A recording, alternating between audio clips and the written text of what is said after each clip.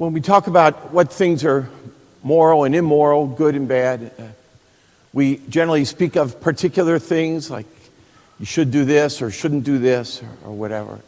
And most of our disagreements show up there, whether it's Catholic and non-Catholic or within the church or whatever.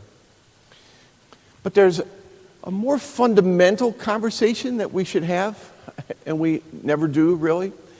A lot of disagreements would disappear if people realized how the church understands good and how that differs from the world or even other religions. And we have an opportunity in the collect this morning to point that out.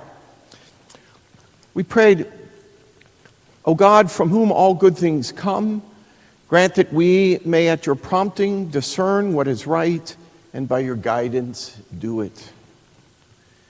So let's start there. "O God, from whom all good things come." This is the church's understanding. First of all good comes from God. And so what does that mean for me? It means that good is prior to me and it is outside of me. It's objective. What is good, there is an objective good, right? It's not subjective. I don't get to decide what's good and evil. I have to discover that, And it's been revealed to us in the scriptures, in the church. It's one of the reasons God created the church, so that the Holy Spirit could lead the church and then thereby us into what is good and true,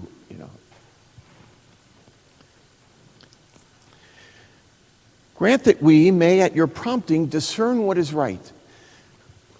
Ever since I've been ordained, I've had conversations with people about this kind of question. How do I decide whether I should do this or that, or whether I'm allowed to do this or that or whatever?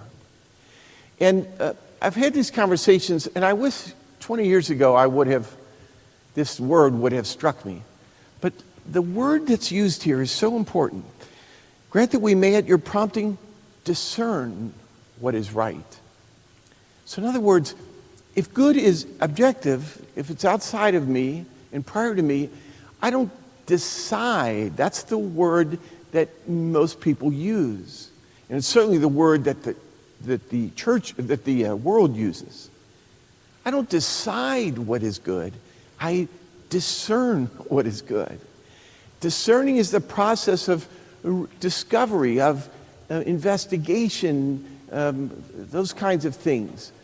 So I can find out what is right and what is good.